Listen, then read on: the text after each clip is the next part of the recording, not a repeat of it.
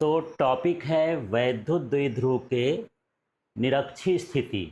उसी को बोलते हैं विषुवतीय तल या फिर बोलते हैं अक्ष के लंबवत तल में विद्युत क्षेत्र की तीव्रता ज्ञात करना है।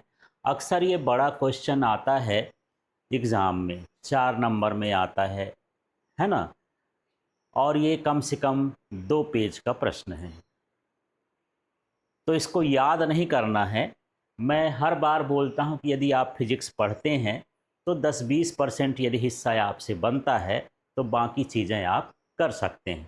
जैसे किसी चौराहे पर गए, 4 रास्ते हैं, किसी से पूछ ले कि भैया ये रास्ता कहाँ जाता है, आपको जाना है यदि, तो आप उस रास्ते में चले जाते हो, फिर बीच में नहीं पूछते हो, है ना। आपको पता चल गया कि ऐसे जाना है। इसी तरह से ये रास्ता मैं लिखा हूँ, ये रेसिपी कहते हैं हम लोग इसको, कि सबसे पहले इस प्रश्न को करना है तो क्या बनाएंगे, चित्र बनाएंगे।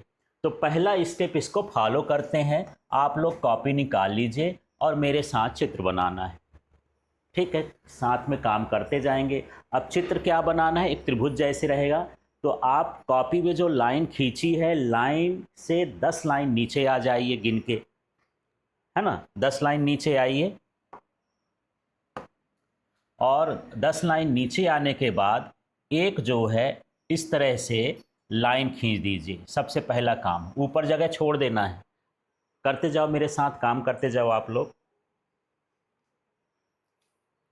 माने सबसे पहले हमको वैद्युत द्विध्रुव बनाना है। लाइन खींच लिए,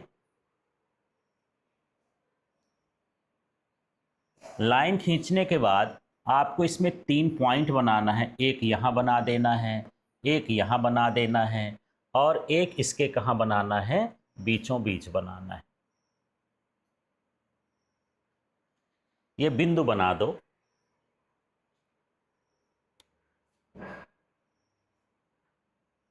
बना लिए हो?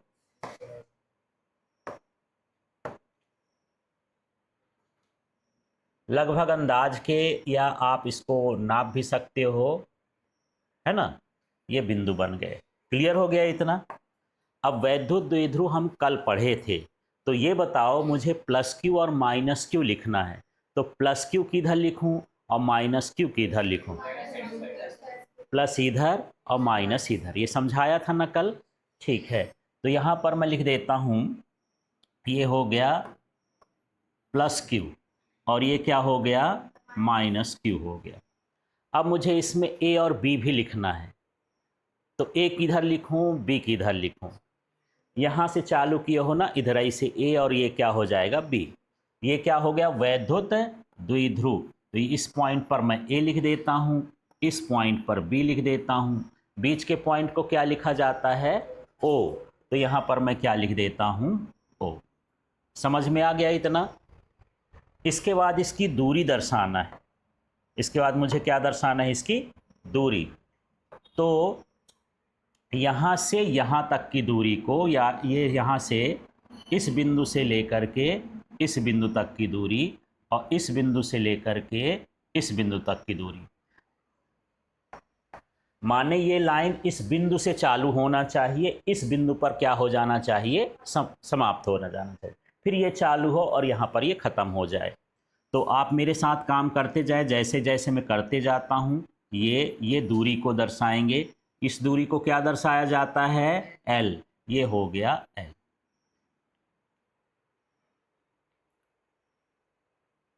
इतना काम कर लिए।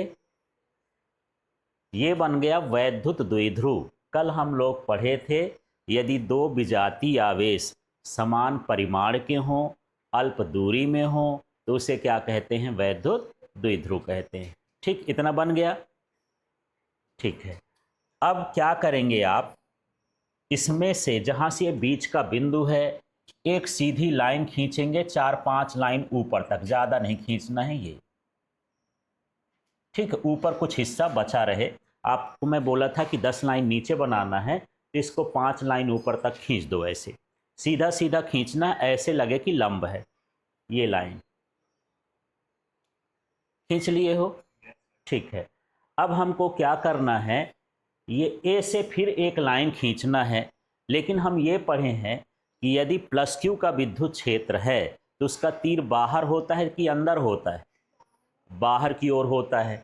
तो हम एक ऐसे लाइन खींचेंगे, इस बिंदु से चालू करेंगे, इसको टच करेंगे, ये जहाँ पर लाइन खींचे हो ना इसको टच करेंगे और इसको थोड़ा सा हम आगे बढ़ाएंगे और यहाँ पर इस तरह से तीर लगा देंगे। ठीक है,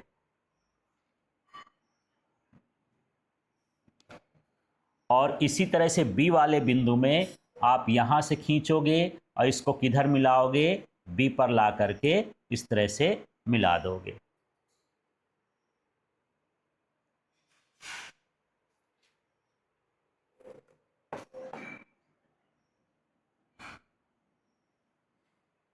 इतना बना लिए हो आप। ठीक है, ये जो आपको बिंदु मिला यहां पास, इसको क्या बोल दोगे, P। ठीक, ये जो O से यहां तक की दूरी है इसको लिखोगे R। R यही वाला बनाना, इधर इधर और जो भी दो स्टाइल वाले R हैं वो नहीं बनाना है। ठीक है, इस तरह से R आपको बनाना है। ये R O से P तक की बीच की दूरी। ठीक है, ये जो हम तीर बनाए हैं ये बताता है विद्युत क्षेत्र की तीव्रता, और इसको क्या लिखा जाता है, E1, और साथ में इसमें एरो लगाया जाता है कि ये सदिश है। ठीक है, मेरे साथ काम करते जा रहे हो।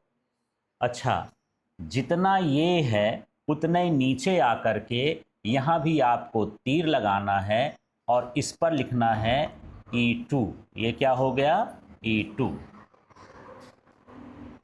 तीर यहाँ लगाना है, देख रहे हो तीर है ना। इसके बाद एक और खींचना है, इसमें इतना ही बड़ा तीर लगाना है बीच इसके समांतर यहाँ।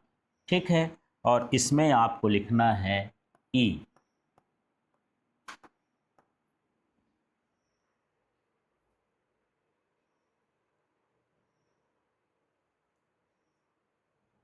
ठीक है, इतना कंप्लीट हो गया।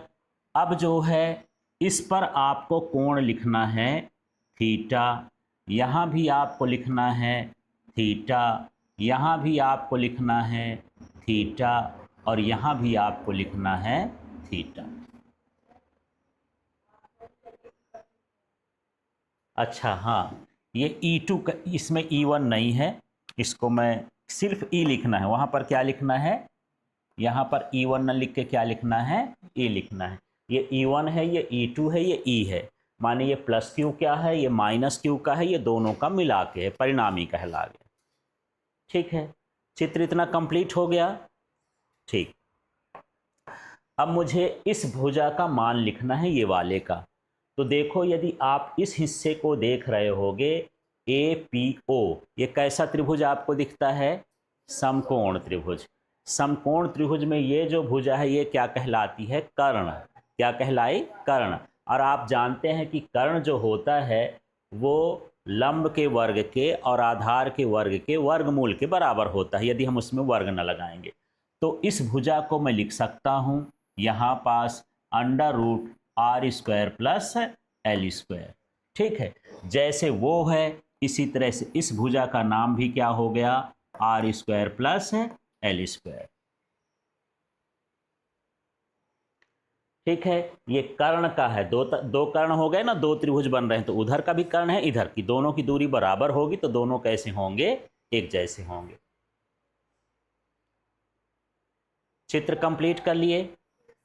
ठीक है, अब आप कॉपी बंद कर दीजिए और इस बात को समझिए कि इसको कैसे कैसे करना है। मैं भी समझा देता हूँ, फिर एक बार लिख कर आप देखेंगे। ठीक, तो चित्र का काम हो गया है। चित्र के बारे में लिखना है, और चित्र बोलता है, आपको उसके शब्द याद नहीं करना है ना, उसको बुलवाते हैं, जो हम बनाए हैं उसी को शब्दों में लिख देना है।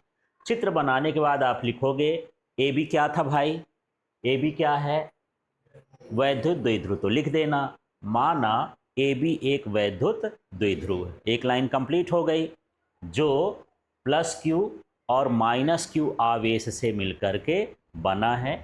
इसके बीच की दूरी क्या है, 2L है।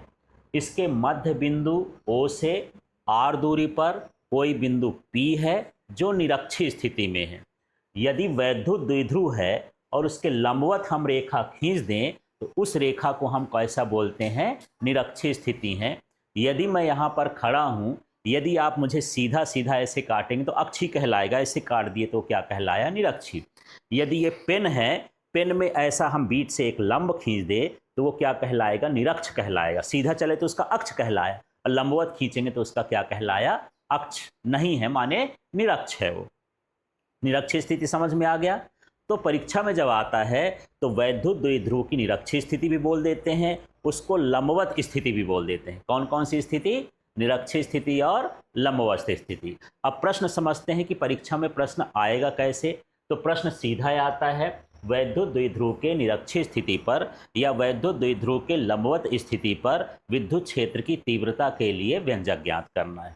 आपको केवल ये रेसिपी याद रखना है, इसके हिसाब से काम करना है। ठीक है, तो सबसे पहले मैं चित्र बनाना तो बता ही दिया हूँ।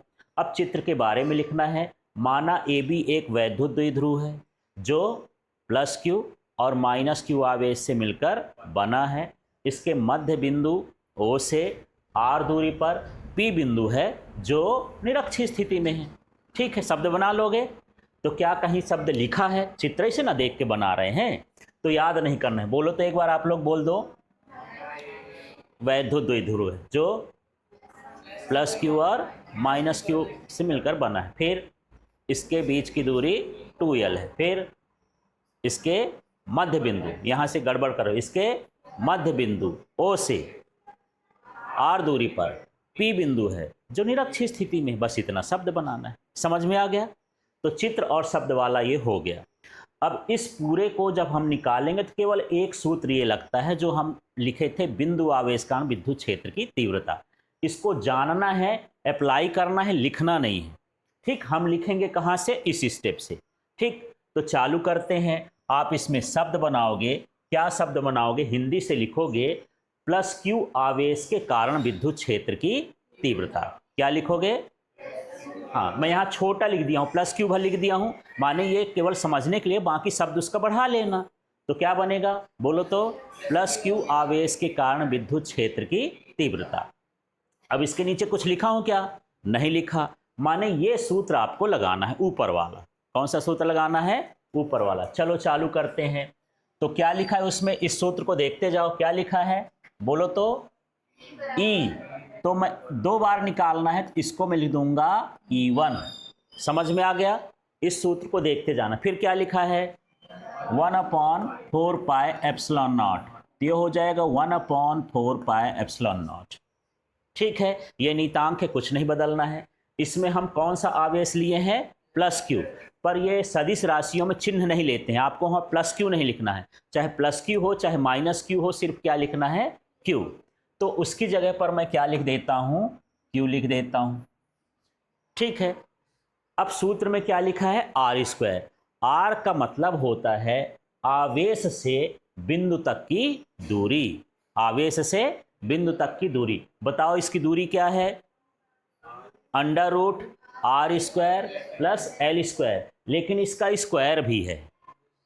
तो मैं सीधे लिख दूं, यदि रूट है और उसका स्क्वायर कर दोगे तो रूट रहेगा कि ना रहेगा? नहीं रहेगा। तो क्या लिख दूं बताओ? ये लिख देता हूं R² प्लस L²। ठीक है, और ज़्यादा आपको लिखना है, एक स्टेप आपको मन पड़ रहा है कि नहीं मुझे मज़ा नहीं आ रहा है, थोड़ा सा बड़ा लिख दूं, तो आप ऐसा भी लिख सकते हो R² L², फिर इसका क्या लगा दो? रूट, और फिर इसके बाहर इसका क्या कर दो? स्क्वायर कर दो। ठीक है, तो आगे तो आएगा वही, इसको हल कर दोगे तो 1/4 पाई एप्सिलॉन नॉट और Q/ क्या हो जाएगा? R² plus L²। तो मैं यहाँ पर तो नहीं लिख रहा हूँ, समझाने के लिए मैं लिख रहा था, आप समझ जाना कि इतना होता है। ठीक है, अब इसमें ये सदिश राशि है तो मुझे दिशा भी बताना होता है। तो दिशा हम कैसे बताएंगे? यहाँ पर लिख देते हैं। अभी मैं पूछ रहा था कि प्लस Q आवेश से जो विद्युत क्षेत्र की दिशा होती है कहाँ की ओर होती है? बाहर की अंदर? बाहर। तो ये P बिंदु है, यहाँ से प्लस Q से गया तो तीर कहाँ की ओर लगा? बाहर की ओर। तो दिशा बताओ A से कहाँ की ओर है? P की ओर। ऐसे ना तीर लगा है, ये A से चालू हुआ, कहाँ की ओर गया? P की ओर। तो इसको हम क्या लिखेंगे? AP के अनुदिश। क्या लिखेंगे? AP के अनुदिश।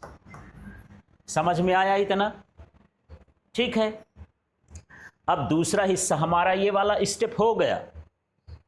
ठीक है, अब हम दूसरे हिस्से में आते हैं जहां हमको बताना है माइनस क्यू आवेश के कारण विद्युत क्षेत्र की तीव्रता।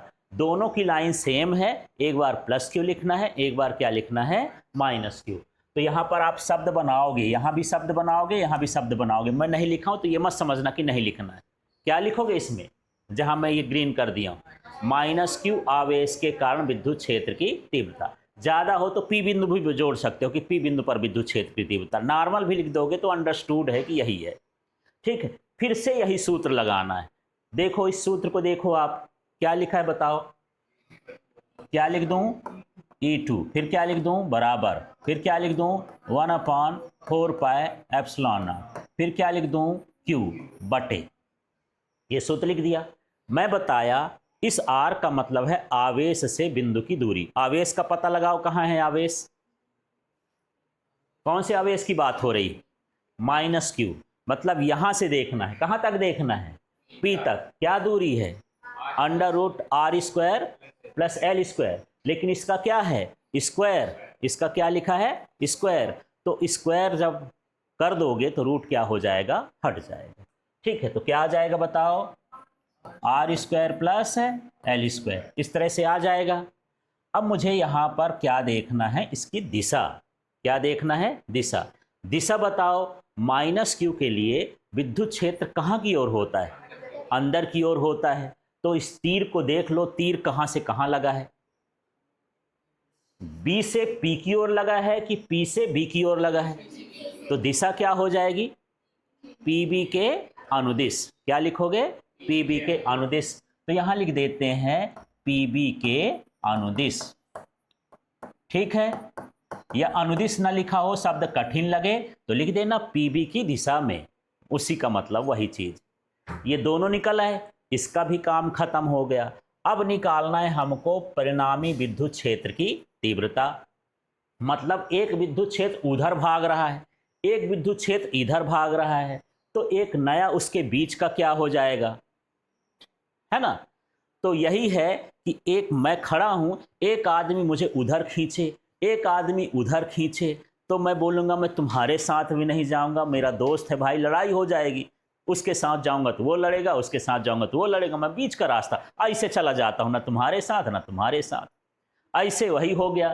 तो इसको यदि हम सदिश योग का जो नियम पढ़े हैं 11वीं में, उस नियम से लगाएंगे तो परिणामी विद्युत क्षेत्र की तीव्रता का सूत्र क्या होता है, E बराबर 2E1 cos थीटा।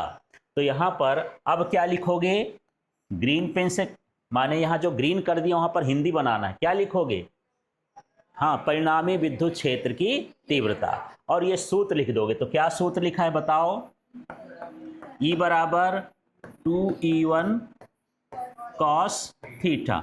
चाहो तो कारण लिख सकते हो कि आया कैसे, यहां लिख सकते हो सदिश योग के नियम से। क्या लिखोगे, सदिश योग के नियम से परिणामी विद्युत क्षेत्र की तीव्रता।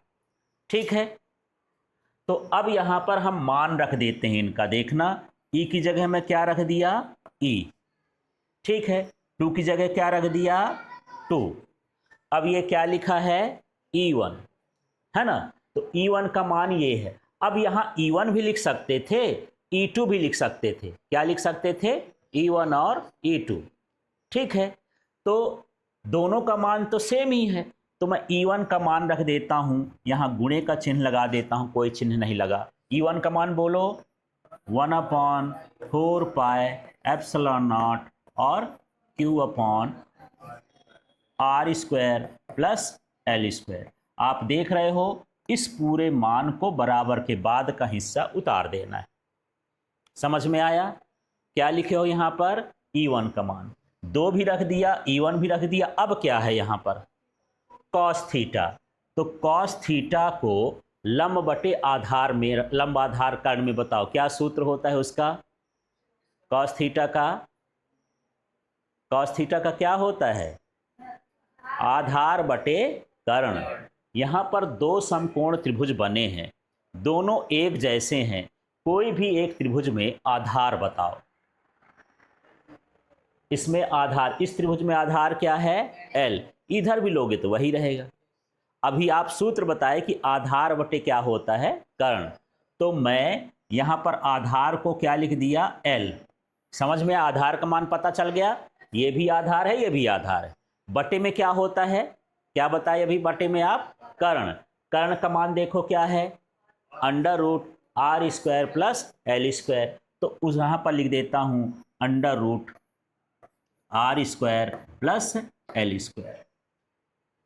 समझ में आ गया। तो क्या क्या किए हो, दो रख दिए, E1 का मान रख दिए, फिर इसके बाद कॉस थीटा का मान रख दिए। ठीक, अगले स्टेप में हम देखते हैं इसको क्या कर सकते हैं, 1/4 पाई एप्सिलॉन नॉट, ये तो मैं सीधा लिख दिया। यहां पर लिख देता हूं Q गुणे 2L, कहां से आ गया बताओ भला, ये Q दिख रहा है आपको, ये Q लिख दिया मैं, ये L भी दिख रहा है, ये सामने जो दो था इसका साथ बना दिए, इसलिए बना रहे हैं कि ये इस तरह का फार्मूला बन जाए, P बराबर क्या होता है, Q इंटू 2L। ठीक है, तो देखो Q भी मिला ना, कुछ हाँ नहीं बोल रहे हो, L और 2 को इधर करे तो क्या हो गया, 2L हो गया। ठीक है ना। अब नीचे का हम हल करेंगे, तो ये है R square plus L square, और ये है root R square plus L square. मैं चाहता हूं रूट न लगाऊं, तो जब रूट नहीं लगाते हैं तो उस संख्या की घात कितनी होती, जैसे मैं पूछूं कि यदि मेरे पास रूट 2 है, इसको घात में लिख के बताओ, तो क्या लिखोगे, हाँ ये होता है 2 की घात 1/2। समझ में आ गया। दूसरा नियम ये भी जानो, यदि मेरे पास x की घात 3 है और x की घात 5 है, तो x की घात कितनी होगी, ये कितना जुड़ जाएगी, ये 5 और 3 जुड़ेगा तो कितना होता है, 8। अब यही फार्मूले इसमें अपनाते हैं, ठीक है ना, यही फार्मूले जो है इसमें हल करने के लिए अपनाएंगे। मुझे इसको और इसको मिला के एक जैसे कर देना है। इस आर स्क्वायर, इसको मैं रफ में कर रहा हूं ना, मैं फिर डायरेक्ट यहां लिख दूंगा, R square plus L square, इसकी घात कितनी है भाई, इसकी घात कितनी है, दोनों को मिला के कोष्टक लगाओ, कितनी हो जाएगी, 1। ठीक, इसकी घात कितनी हो गई, 1। समझ में आ रहा है। इसके अंदर की घात ये लिखा है R square plus L square, इसकी घात कितनी हो गई, 1/2। ठीक है, कोई डाउट तो नहीं। ये दो हिस्से है, यदि मैं इसको ऐसे कोष्टक लगा लूँ तो इस कोष्टक के बाहर की घात कितनी होगी, 1, और ये रूट लगा है तो इसकी घात कितनी हो गई, 1/2। अभी मैं बोला कि यदि ये संख्या और ये संख्या एक जैसे हो तो घातें क्या होती हैं, जुड़ जाती हैं। तो मैं एक काम करता हूं, 1 + 1/2 को मैं जोड़ दूंगा, तो 2 1 कम 2, और ये कितना हो जाएगा, 2 + 1/2 कितना आ गया, 3/2। तो घात में क्या हो जाएगा, 3/2। तो इसको मैं यहां पर लिख रहा हूं, देखो ये क्या लिखा है, R square plus L square, इसका कोष्ठक और इसका कोष्ठक इकट्ठा मिला दिया, तो इसकी घात क्या लिखूं अब मैं, इसकी घात क्या लिखूं, 3/2। समझ में आ गया कि 3/2 कैसे आया। इसका मान 1 है, इसका मान 1/2 है, दोनों की घात को मिलाओगे तो कितना हो जाएगा, 3/2 हो जाएगा। अब इसको थोड़ा सा और आगे बढ़ाते हैं। यहाँ पर मैं ये स्टेप कर लिया, परिणामी विद्युत क्षेत्र की तीव्रता में थोड़ा 2-4 स्टेप है, मान रख करके यहाँ तक हल कर लेना है। आगे जो सूत्र लगेगा तो देखो क्या लगा है यहाँ पर, इस सूत्र को देखो तो क्या बोलता है ये, कि आप जो है यदि Q × 2L है तो उसको क्या लिख सकते हो, P, और यदि P है तो क्या लिख सकते हो, Q × 2L। मेरे पास इस सूत्र में क्या है, Q × 2L है ना, वैद्युत द्विध्रुव आघूर्ण पढ़े हैं इसके पहले, तो यहां पर इसकी जगह पर क्या लिख दोगे, P। तो क्या सूत्र बना भाई बताओ तो, E बराबर 1/4 पाई एप्सिलॉन नॉट, और इसकी जगह अब क्या लिखोगे, इसकी जगह P, और यहां पर क्या बन जाएगा, R square plus L square, और इसकी घात कितनी हो जाएगी, 3/2। इस तरह से ये इसका मान आ गया। ये निरक्षीय स्थिति पर विद्युत क्षेत्र की तीव्रता का सूत्र मान निकालना है, तो इसमें मान रख करके हम निकाल सकते हैं, ये सूत्र है। ठीक है, लेकिन हम एक कंडीशन लगा दिए हैं यहाँ पर, एक स्टेप ये है, यदि हाँ यहाँ से, हाँ यहाँ से देखो ये तो कुछ नहीं है, इसका घात कितना था, इसका घात कितना था, इसका घात कितना, एक बोलते जाओ, इसका घात कितना है, तो 1/2 जोड़ोगे तो घात कितनी हो जाएगी, तो यही लिख दिया हूं r² प्लस l² की घात 3/2। ठीक है, अब अगले स्टेप में ये जो q इंटू 2l है इसको हटा के क्या लिखना है, p, तो पूरा सब उतार दिया, कुछ नहीं किया, केवल यहां पर क्या बदल दिया हूं, p। ठीक है, इस तरह से ये मान आ गया। अब जो अंतिम मान है उसको देखते हैं। अंतिम मान है यदि l बहुत बहुत छोटा हो r से, जो वैद्युत द्विध्रुव हैं उसकी परिभाषा कहती है कि इनके आवेशों के बीच की दूरी क्या होती है, अल्प, थोड़ी सी होती है, तो इसका मतलब है l का मान बहुत बहुत छोटा है r से। इसको क्या पढ़ेंगे, l is very very less than r, माने जो r है उसकी तुलना में ये जो है क्या है, बहुत छोटे। तो जो छोटा होता है और बहुत छोटा होता है उसको हम क्या करते हैं, छोड़ देते हैं। यहाँ तक कि आप ट्रेन, प्लेन और बस में किराया भी देते हो तो बोले 2 साल का बच्चा है, छोड़ दो, इसका किराया भी नहीं लगता है ना, ऐसे यहाँ पर भी हम उसको छोड़ देते हैं। तो जब छोड़ देंगे तो बचेगा क्या, देखना, यहाँ पर ये लाइन लिखोगे हिंदी से, ये लिखोगे यदि l बहुत बहुत छोटा हो तो, मैं हिंदी नहीं लिखा, बाकी ये सारा चीज़ लिख रहा हूँ, तो ये क्या बनेगा बताओ, E बराबर, ध्यान से देखते जाना, 1/4 पाई एप्सिलॉन नॉट, ये सब उतार दिया। आगे के स्टेप क्या है, P, तो यहाँ पर मैं क्या लिख दिया, P, फिर लिखा है r² प्लस l², l को नहीं लिखना है तो अंदर सिर्फ क्या बचेगा, r², इसके बाहर क्या बचा, घात में क्या लिखा है, 3/2, तो ये हो जाएगा 3/2, ये 2 से 2 निपट जाएंगे, बटे में है, गुणे में घातें कोष्टक के बाहर तो गुणे में हो जाती हैं, ठीक है, कट जाएगा। तो फाइनली हमारे पास क्या आ जाएगा, E बराबर 1/4 पाई एप्सिलॉन नॉट P/r³, ये आ गया हमारा विद्युत क्षेत्र की तीव्रता। इतना तक आपको करना है। ठीक है, एक चीज और समझना है, जो मैं लिखा हूं E बराबर 2E1 cos थीटा, परिणामी विद्युत क्षेत्र, इसी में भी आपको दिशा बताना है। तो E की दिशा इधर से इधर बनी है ना, यदि मैं इसके नीचे आ जाऊं तो A से मान लोगे कहां की ओर, B की ओर, ये तीर ऐसे ना जा रहा, ऐसे, माने A से कहां की ओर जा रहा है, B की ओर, तो यहां पर क्या लिख दोगे, इसमें भी दिशा बता दोगे, AB के दिशा में या AB के अनुदिश। ठीक है, समझ में आ गया। तो सवाल बड़ा जरूर है पर कठिन नहीं है, क्योंकि आप जब सवाल करेंगे तो आपको ये रेसिपी ध्यान रखना है।